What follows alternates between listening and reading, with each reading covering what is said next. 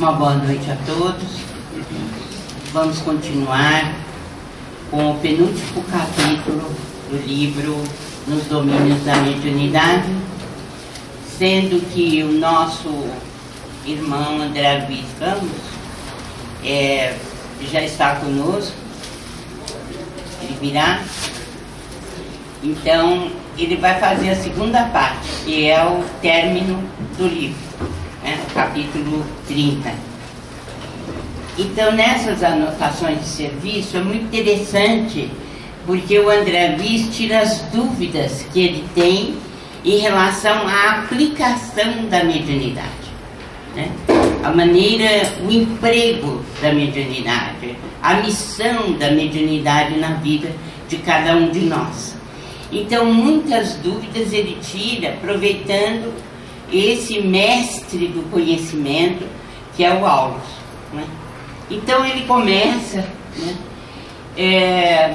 dizendo por que tanto embaraço verbalístico, criptestesia, que é a sensibilidade oculta.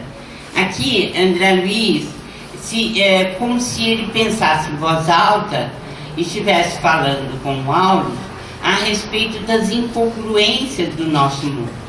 Porque Aulus falou francamente, mediunidade efetiva, psicografia, psicometria, e no entanto, a metapsíquica, por exemplo, deu nomes impressionantes, né, a questão mediúnica, como essa, né? Em vez de falar sensibilidade oculta, eles falavam criptestesia.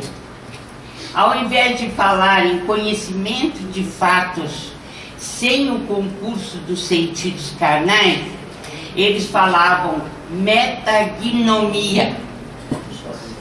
Você precisa de um dicionário para aprender.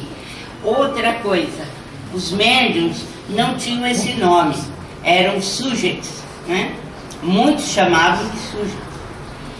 E existem duas categorias, segundo os metapsiquistas. Seriam as faculdades psicológicas inabituais e as faculdades mecânico-físico-químicas. Quer dizer, realmente a gente gosta de complicar, né? Falar a verdade. Então, vendo tratados de metafísica e procurando estudar, certamente André Luiz já foi anotando essas palavras e que, no fundo, precisam mesmo de um dicionário, né, para você interpretar. Bem, o estudo da mediunidade tem aqui em Aulus um professor exemplar. Por exemplo, ele diz: a mediunidade, indubitavelmente, é patrimônio comum a todos. Entretanto, cada homem, cada grupo de homens no mundo registram-lhe a evidência a seu modo.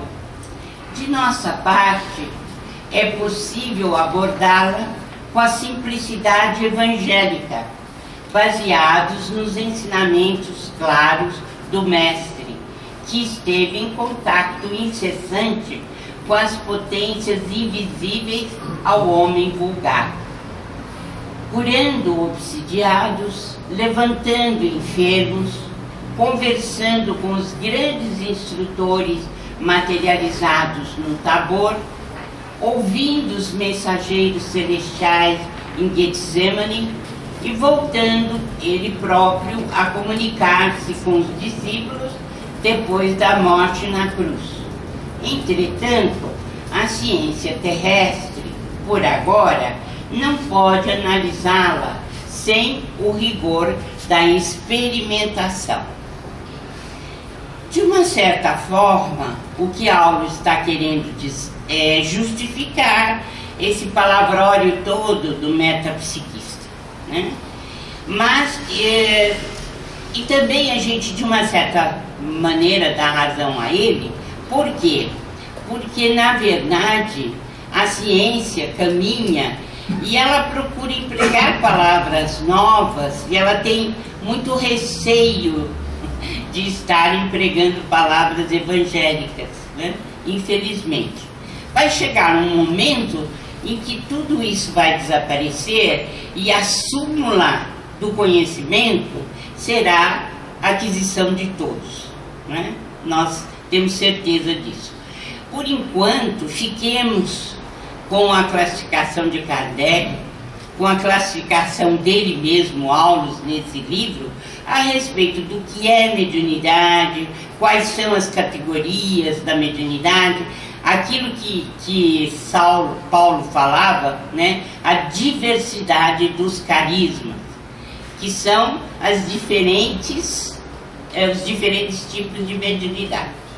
Vamos para o mais simples, já que dentro de nós isso se torna fácil e também aceitável, né? Deixemos a ciência caminhar para onde ela quiser, inventar os nomes que ela quiser inventar, mas para nós o bom Evangelho de Jesus continua sendo a nossa estrada e a nossa maneira de conhecer a vida, né? E ele continua: não importa que os aspectos da verdade recebam vários nomes, conforme a índole dos estudiosos. Vale a sinceridade com que nos devotamos ao bem. O laborioso esforço da ciência é tão sagrado quanto o heroísmo da fé. Ele tem razão, né? Nós não podemos diminuir o valor da ciência. Ele é tão importante quanto o heroísmo da fé. A inteligência com a balança e a retorta também vive para servir ao Senhor. Esmerilhando os fenômenos mediúnicos e catalogando-os, chegará ao registro das vibrações psíquicas, garantindo a dignidade da religião na Era Nova. Então nós temos certeza de que vão se encontrar ciência e religião e chegar a um lugar comum. Aulus não desejava situar a conversação nos domínios científicos, porque era a última noite de conversação com seus pupilos. Então, aí começa ele e André Luiz a manterem um contato mais direto sobre a aplicação da mediunidade. Então, é justo que a ciência não examine pelo nosso prisma, mas e as demais interpretações espiritualistas? Então, como queria Aulus, André Luiz deixa de lado o aspecto científico e entra diretamente na questão de como as interpretações espiritualistas veem a mediunidade. De que maneira? Eles interpretam os médiuns como loucos e insanos. Os estudantes da verdade deveriam estar em templos de iniciação, deixando os sofredores e ignorantes à distância. Eu já me referi uma vez e volto a falar. Quando Jesus, ao se despedir dos 500 da Galileia, deixou explícito para nós um caminho, aquele que nós deveríamos seguir, uma das questões básicas que ele colocou foi que nós deveríamos cuidar daqueles dos obsidiados, daqueles que eram doentes mentais e estavam sendo assediados por espíritos. A outra questão que ele deixou, e muito clara, foi que nós deveríamos empregar as faculdades curadoras em favor dos doentes. Pois bem, eu já me referi que o Espiritismo é a única religião que seguiu o caminho indicado pelo Mestre. tem o diálogo com os espíritos, na desobsessão, tem a tarefa do passe na casa espírita. Mas por isso mesmo nós somos muito criticados. E criticados por escolas espiritualistas. E somos criticados por quê? Aquilo que André Luiz coloca aqui. Os estudantes da verdade, segundo essas escolas, deveriam estar em templos de iniciação, deixando os sofredores e ignorantes à distância. Então, o médium, ele não estaria vinculado aos sofredores e doentes. Aulos, então, responde. O santuário da iniciação religiosa é venerável como posto avançado de distribuição da luz espiritual. O santuário a que ele se refere são os templos religiosos das diferentes religiões, né? E que, sem dúvida, é um lugar muito bom onde as pessoas se reúnem para orar, para aprender a reverenciar Deus e as hostes superiores. Mas o Aulus diz que o posto é muito importante, mas veja o que ele diz a seguir. Os que fogem dentro dele à lei da cooperação isolam-se em torre de marfim, fixam-se em discussões brilhantes e estéreis. Chegará o dia deles. André Luiz ainda coloca: somente o convívio com gênios superiores da espiritualidade seriam os anseios dessa turma que não deseja que a mediunidade se misture com a obsessão.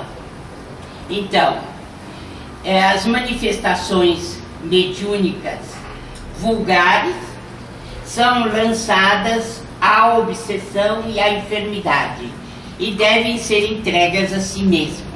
Isso André Luiz colocando para o alto o que pensam as escolas espiritualistas. Porque realmente há muitas escolas que abominam os centros espíritas.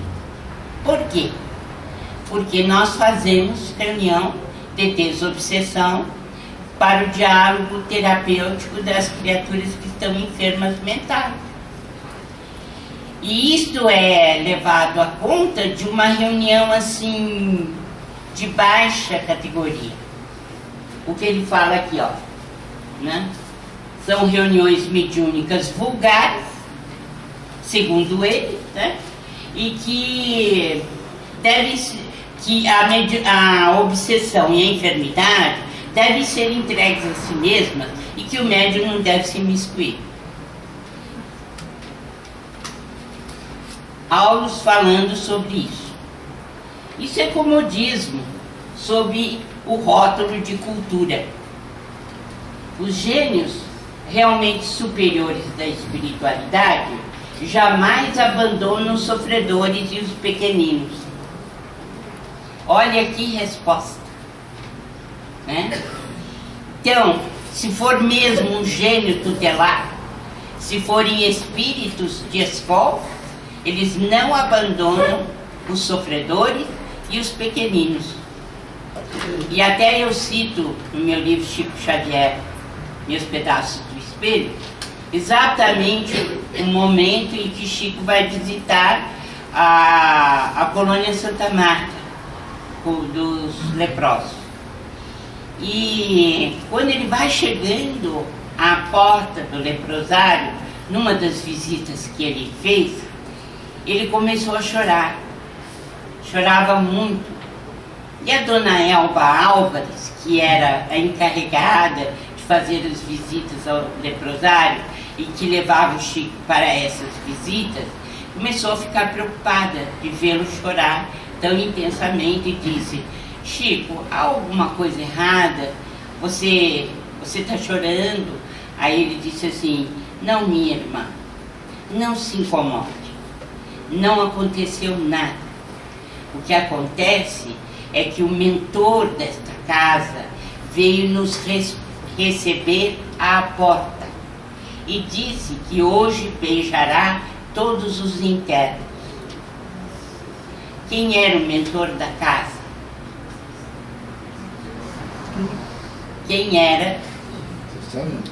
Francisco de Assis. Então, veja bem, os gênios realmente superiores da espiritualidade jamais abandonam os sofredores e os pequeninos. São Vicente de Paulo foi o protetor de Eurípides Barçanufo. A quem São Vicente de Paulo protegeu e ajudou? Os pobres de Paris, aqueles que estavam internados nos hospitais. Desenvolveu um trabalho de caridade impressionante. Onde estão os gênios tutelares da humanidade? Se a gente pensar que eles estão tudo tocando flauta e harpa, pode esquecer. Você jamais vai encontrá-los assim. Eles estão lutando em favor dos pequeninos. André Luiz traz mais um problema. Há companheiros que não suportam qualquer manifestação primitivista no terreno mediúnico. Se o médium não lhes corresponde à exigência, afastam-se dele. Quantos casos eu vi assim? Perdi a conta, né? Essa gentinha porque cuidava do sofredor. Então, a resposta do alto: esses que assim pensam são campeões do menor esforço. Esqueceram o socorro que receberam da escola primária. Tudo exigem para si. Esquecem a obrigação de ajudar aos que ainda se encontram na retaguarda. Então, é uma questão assim. Sempre o que está numa posição superior volta-se para aquele que está numa situação mais inferior. É sempre assim. Se houver aperfeiçoamento, evolução, essa é a maneira de agir. E você reconhece o verdadeiro gênio tutelar quando ele faz isso. André Luiz: aos que dizem que o espiritismo age erradamente, abrigando os desequilibrados e os enfermos.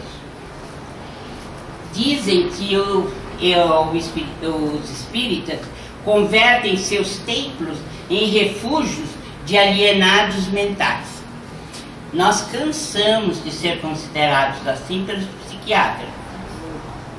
Quem lê qualquer coisa da década de 40, de 30 e 40, vai ver o horror que eles escrevem sobre os espíritos. Somos fábricas de louco, somos alienados e tornamos os outros alienados. Isso aqui tem muita razão de perguntar, muita razão de ser. Qual é a resposta? A medicina não sofre qualquer diminuição por prestar auxílio aos enfermos. O espiritismo não pode responsabilizar-se pelos desequilíbrios que lhe pedem amparo. É o benfeitor da mediunidade torturada e da mente doentia. Quando procurado, dá-lhe o bálsamo e o esclarecimento. É uma resposta brilhante, né? Principalmente, e de incentivo à casa espírita, né? Porque, olha, malhados, vilipendiados, fábrica de loucos, né? Tudo isso, e até hoje é assim. Nós já fomos chamados, já fomos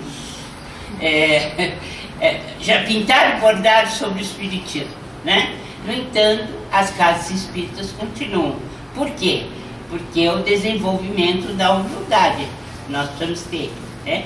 Então vamos continuar a trabalhar, a exercer o nosso papel, independentemente do juízo que os outros fizerem.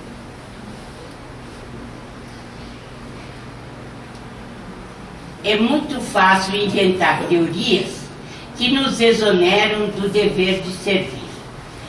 Olha o discernimento do alto. Isso é uma resposta brilhante. Então, é muito fácil inventar teorias que nos exoneram do dever de servir. E é o que a maioria faz. Ah, não vou fazer porque isso é coisa para louco. Claro, é duro colocar a mão na massa. É difícil. Eles dizem, Aulus ainda, é muito difícil aplicar os princípios superiores utilizando-nos de nossa cabeça e de nossas próprias mãos. Olha a sabedoria. É dizer, enquanto os outros estão se matando para aliviar a carga do outro, eu fico daqui monitorando e dizendo que tudo isso é besteira, é bobagem.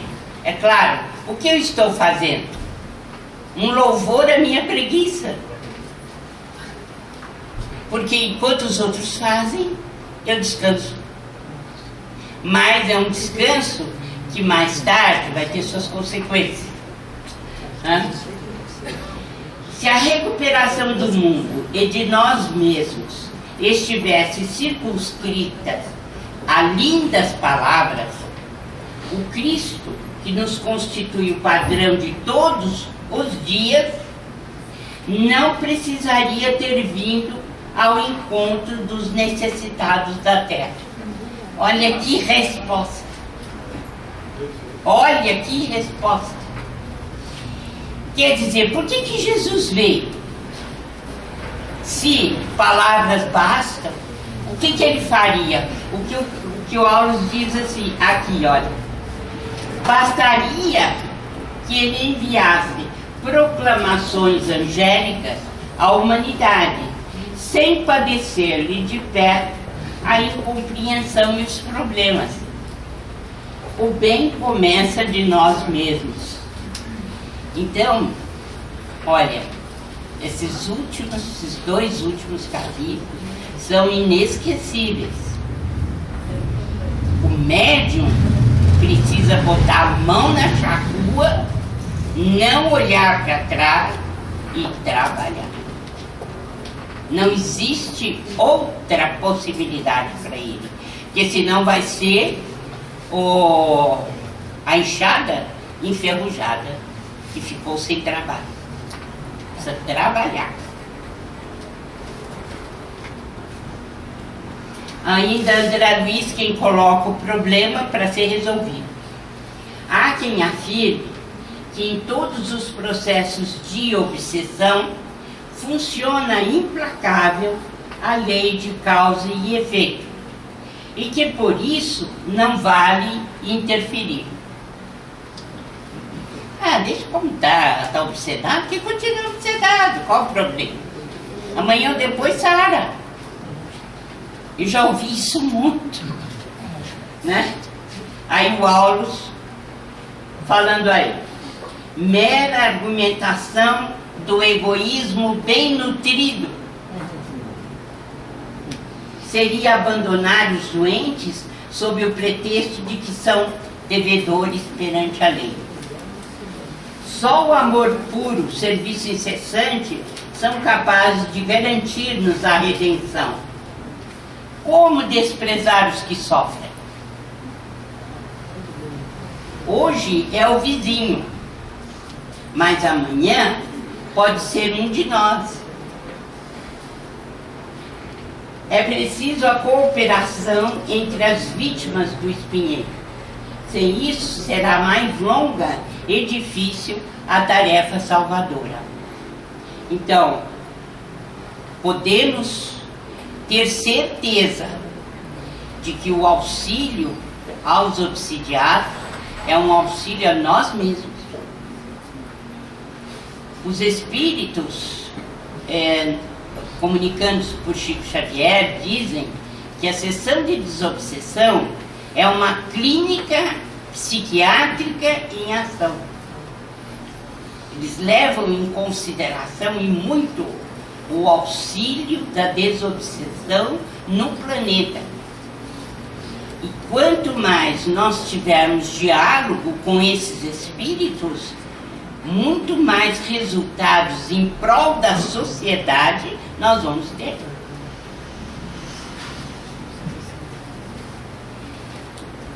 Eu sou de um tempo que a gente já viu de tudo, né? Eu já tenho um DNA avançado, dias vividos bem adiantados. Então, havia sempre aquela coisa, né? Ah, não, fulano ou fulana só recebe espírito adiantado, espírito de luz. Era reservado na mesa, só se aprumava na hora de receber o benfeitor. Quando eu lembro que até caco, até vidro Chico mastigou, rasgou a boca inteirinha para ajudar 3 moças completamente obsediadas, e fico pensando, né? É muita cara de pau nossa, né? Ficar sem trabalho, esperando só que os benfeitores falem por nós.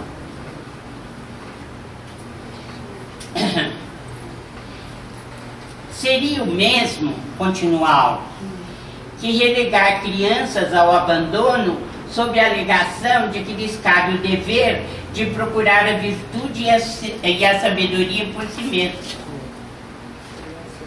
Ou um campo enorme, superlotado de enfermos, recomendando procurar a saúde por si mesmos. É a mesma coisa.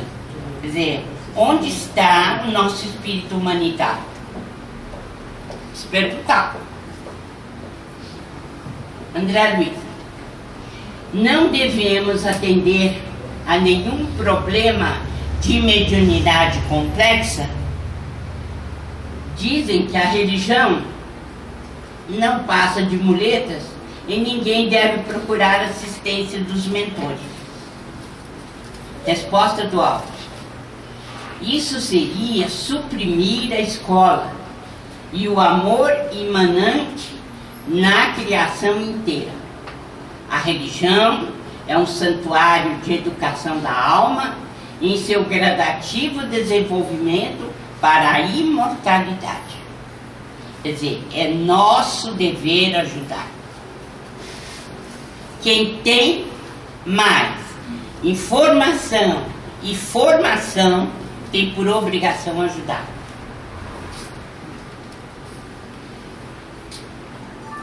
É preciso considerar que nem todos possuem idêntica idade espiritual e que a humanidade terrestre, em sua feição de conjunto, ainda se encontra tão longe de angelitude quanto a agressiva animalidade ainda está distante da razão perfeitamente humana.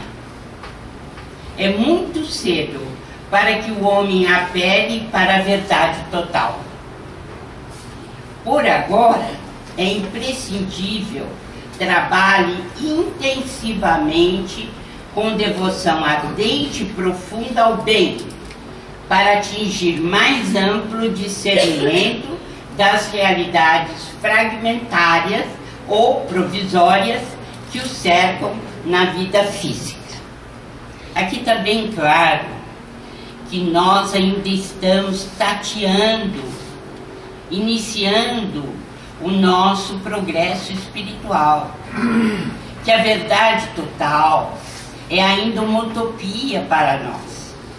Nós não temos nem desenvolvimento de sabedoria e nem de coração, nem de sentimento. E, portanto, nós não estamos aptos ainda para compreender a nossa verdadeira missão e o que nós devemos desempenhar aqui na Terra.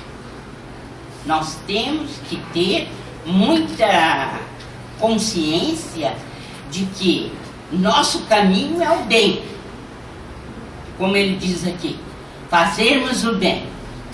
Não importa o que venha contrariamente ao nosso desejo. É preciso vencer, né, dentro desse caminho que nós construímos no bem.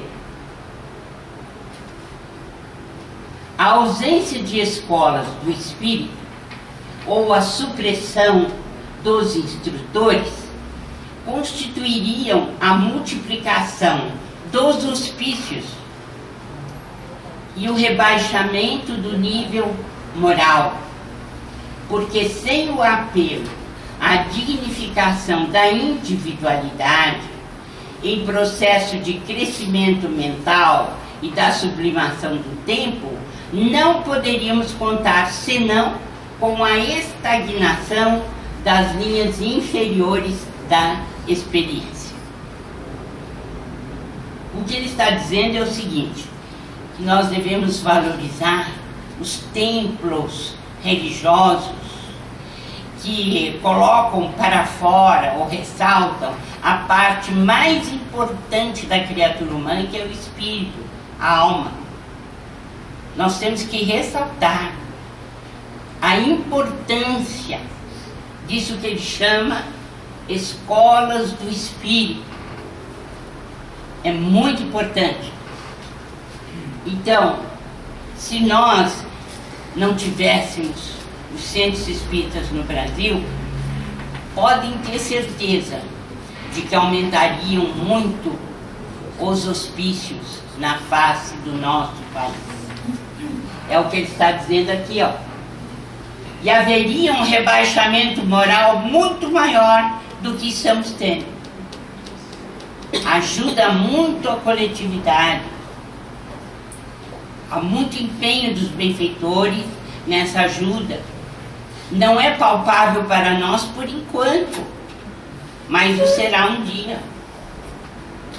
Bom, aí eles chegaram à casa de Lísias, de Aulos. Ele tem um lugar certo de morada no plano espiritual. E aí ele diz assim, para terminar com os discípulos: trabalhemos com bom ânimo, o tempo conjugado com o serviço no bem é o alicerce de nossa vitória. No dia imediato, Aulos deveria partir no rumo de elevada missão à distância. Prometeu-nos o abraço de adeus para a manhã seguinte. Termina assim esse capítulo.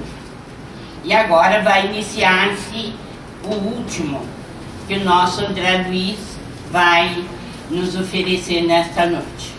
Queria deixar bem claro para todos, né, que deste capítulo, Anotações e Serviço, Aulos deixa um resumo muitíssimo importante da tarefa do médium, da tarefa da casa espírita e do que nós devemos fazer em auxílio à coletividade com essas verdadeiras clínicas psiquiátricas que são as sessões espíritas de diálogo terapêutico e que ajudam muito, apesar de nós não termos uma noção generalizada do que eles fazem realmente no contexto do país.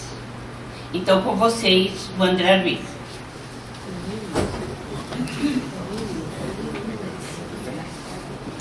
Tá bom? Sim.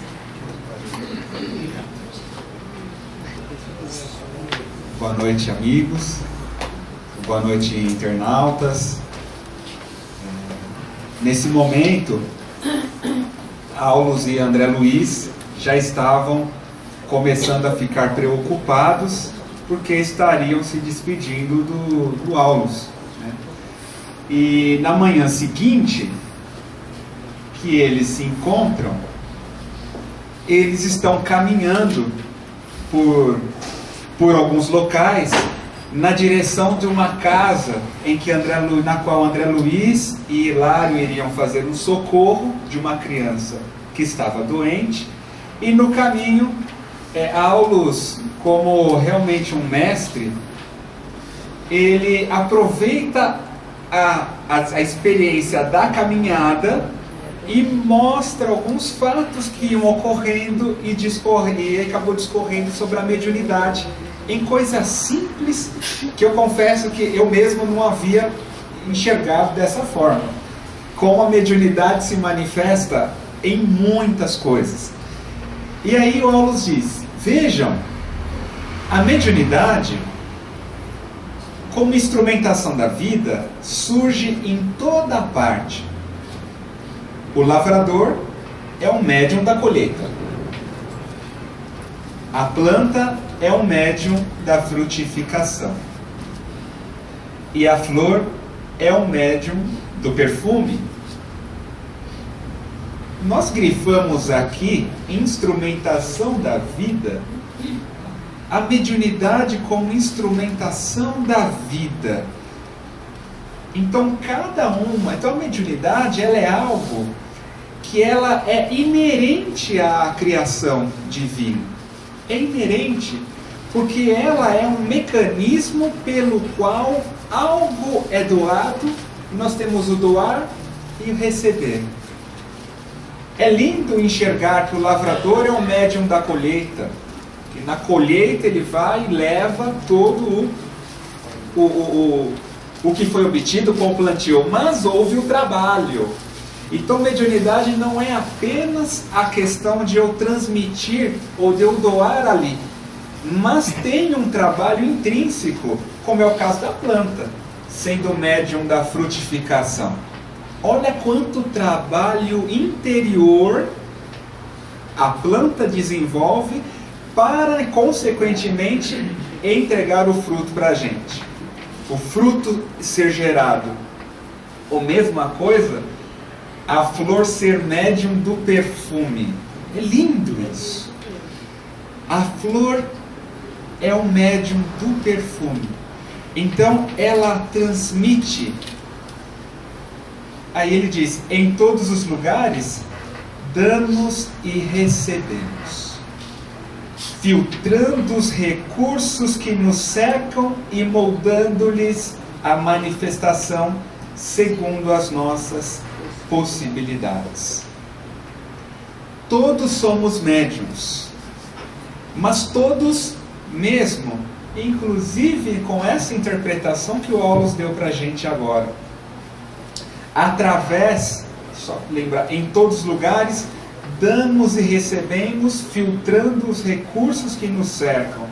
Então nós, nesse processo de dar e receber, na vida como um todo, nós filtramos o que vamos aqui receber, nós transmitimos por nosso intermédio as informações, os sentimentos, os gestos, a convivência, segundo as nossas possibilidades. Só que como espíritos em franca evolução, a ideia é nós ampliarmos cada vez mais as nossas possibilidades mediúnicas.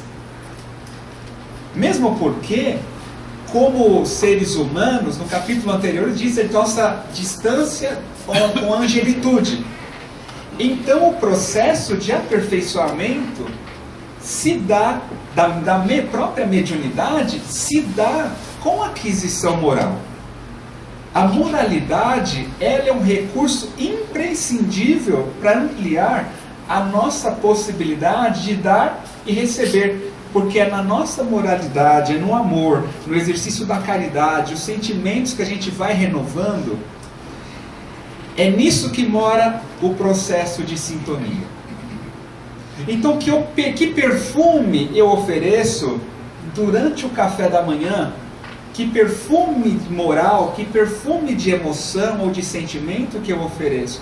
Então, em todos esses sentidos, nós somos instrumentos. Instrumentos.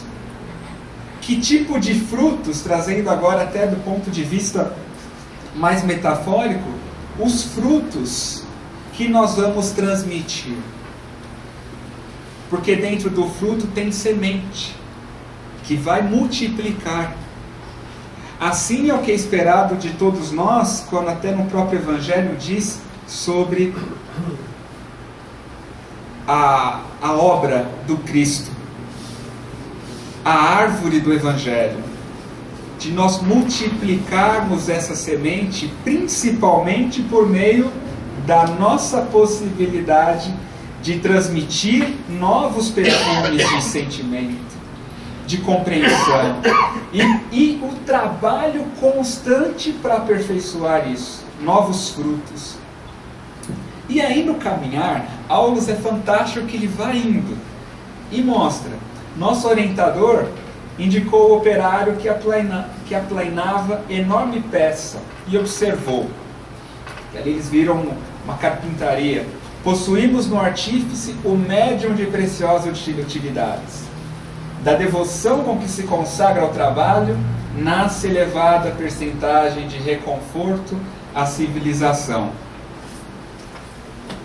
Não longe, surpreendemos pequena marmoraria, à porta da qual um jovem envergava o escopro, ferindo a pedra. Eis o escultor, o médium da obra-prima. A arte é a mediunidade do belo, em cujas realizações encontramos as sublimes visões do futuro que nos é reservado. A arte é a mediunidade do belo. Olha o quanto a arte, do ponto de vista terapêutico, pode auxiliar a muitos, transmitindo o belo. Porque nós sabemos, com André Luiz, que nós produzimos as formas de pensamento. Pelo pensamento, nós produzimos formas. Nosso conteúdo mental, as energias, possuem forma, possuem textura, brilho. E quanto mais elevados nossos sentimentos, maior é a harmonia. E sobre isso tem um livro psicografado pelo Chico, chamado Harmonia, que são pequenos textos, e mostra na capa como numa orquestra, que nós temos um maestro, um maestro, e que na prática nós estamos aprendendo a desenvolver uma harmonia como maestro do nosso mundo íntimo. É aí que está a maestria de conseguir perdoar no momento que a mágoa chega, ou dar a outra face no momento de uma ofensa. É um processo de construção do belo interiormente.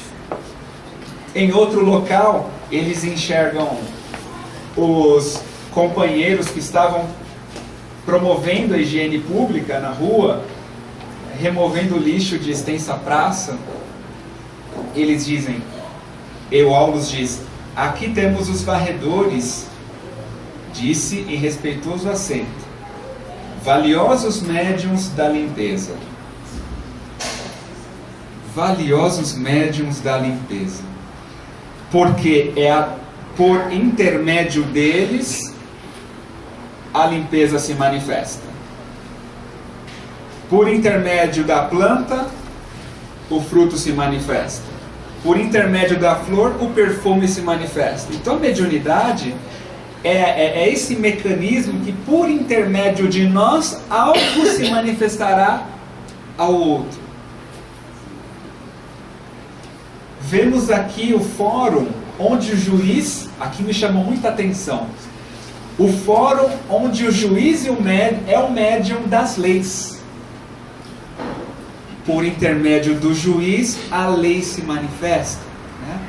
Todos os homens em suas atividades, profissões e associações são instrumentos das forças a que se devotam.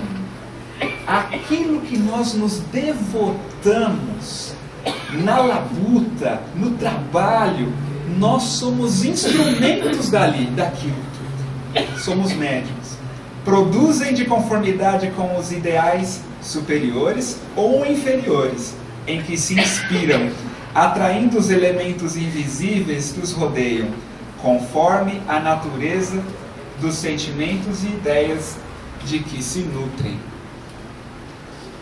Então produzimos todos em conformidade com os nossos ideais.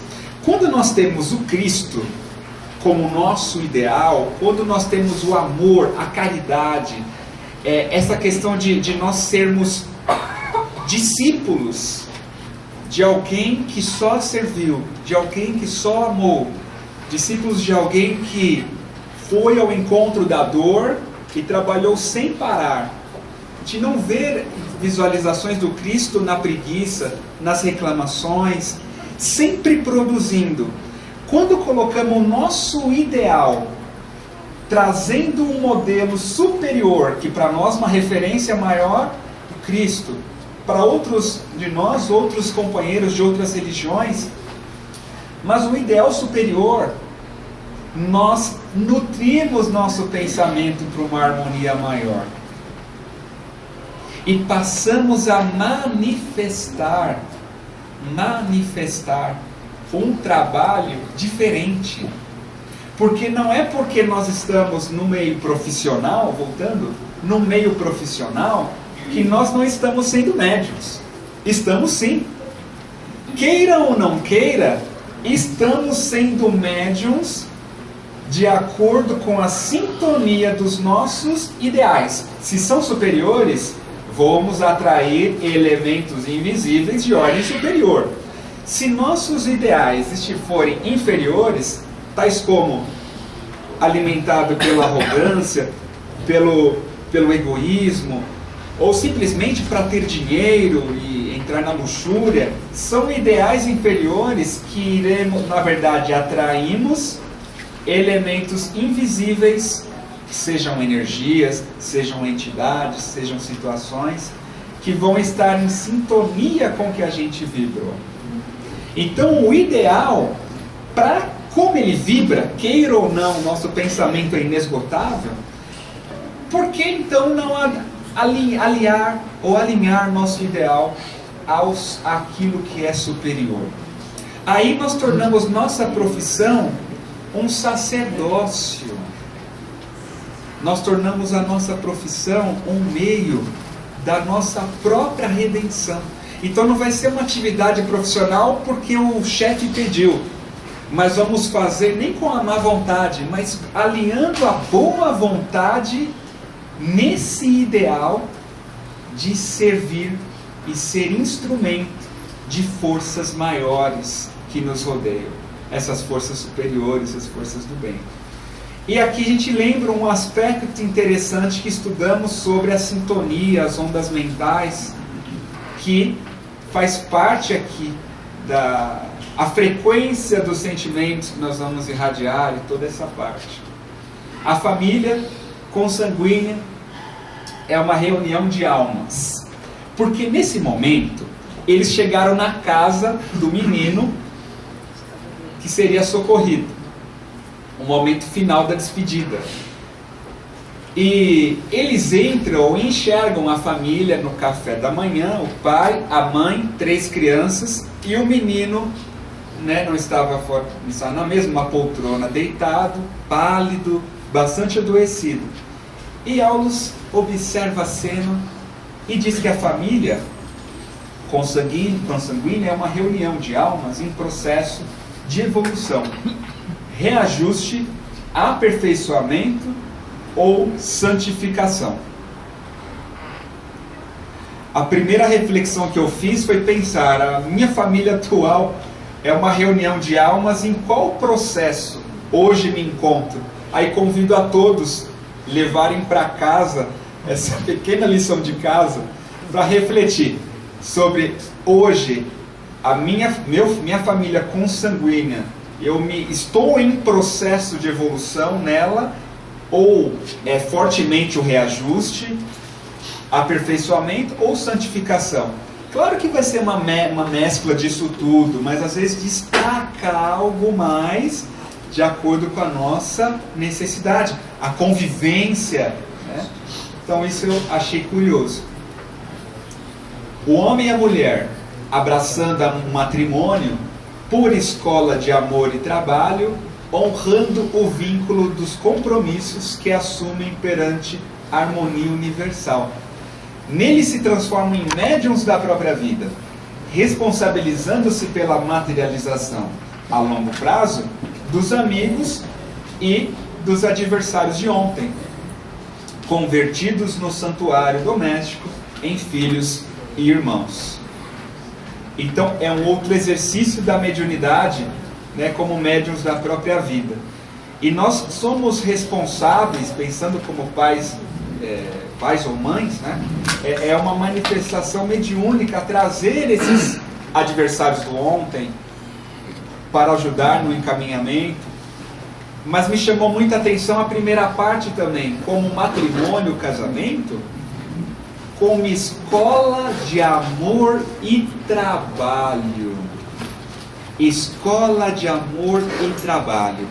Isso muda todo, acho que para mim atualiza o olhar sobre o casamento.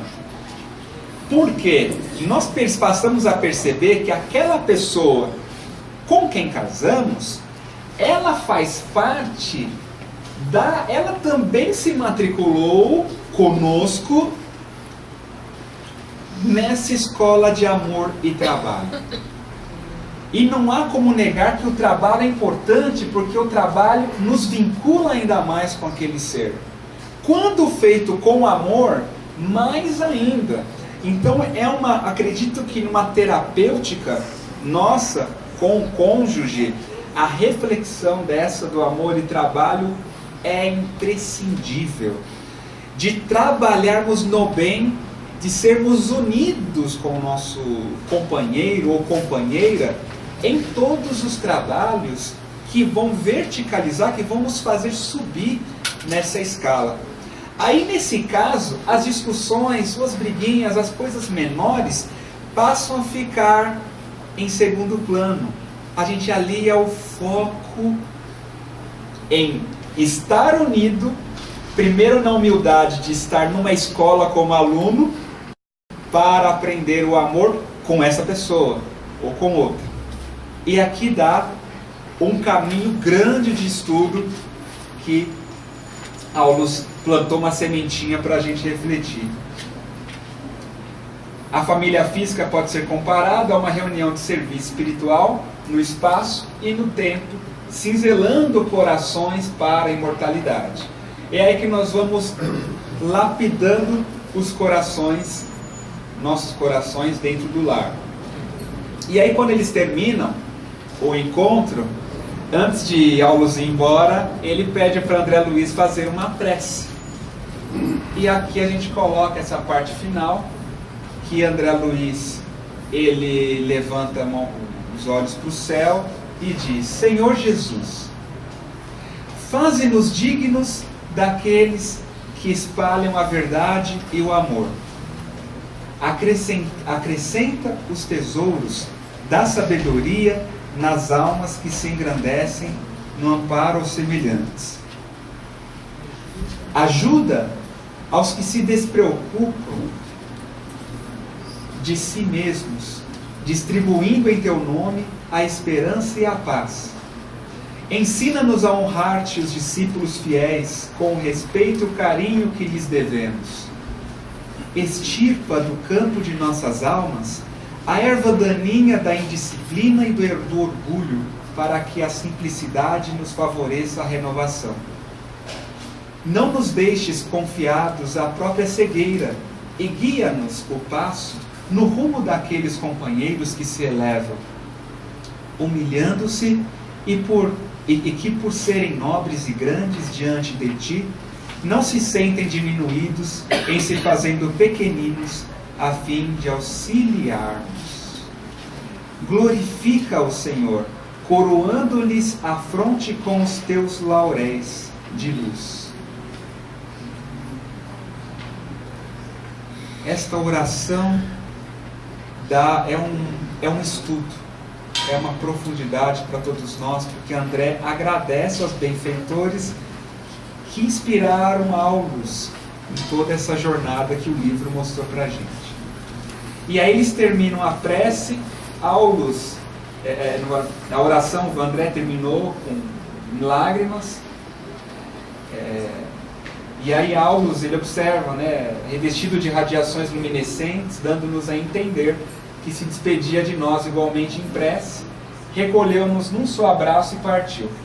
À maneira de crianças, Hilário e eu, em pranto, mudo de reconhecimento, contemplamo-lo até que se lhe afagou o vulto ao longe. E Aulus foi cumprir uma tarefa em esferas superiores.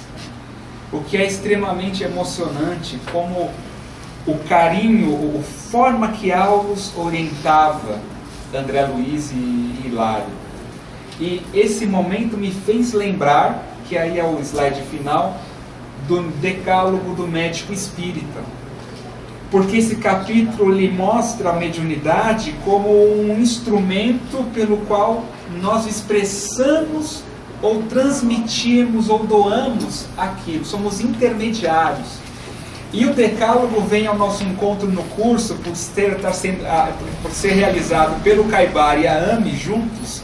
Acredito, peço até permissão de a leitura rápida, porque ele sintetiza os objetivos pelos quais o curso também foi feito, e hoje é o princípio dessa última parte. Defender a doutrina de Kardec, colocar acima de tudo o interesse do Cristo na vida diária, buscar através das próprias ações viver a medicina do Espírito. E viver a medicina do Espírito pode ser para todos, porque depende das nossas ações, sendo médicos ou não, profissionais de saúde ou não. Podemos, pelas nossas próprias ações, viver a medicina do Espírito que Aulus nos ensinou. Levar à sociedade médica atual o alto contingente de espiritualidade que o Espiritismo oferece.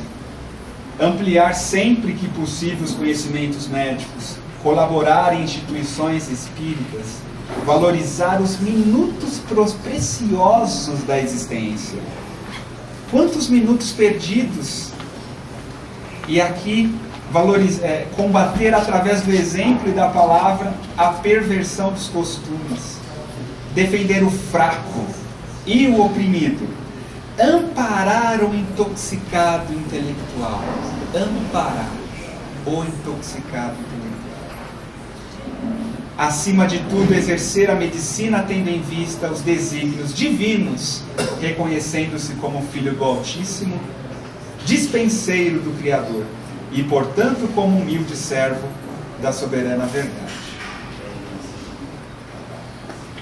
Uma boa noite a todos.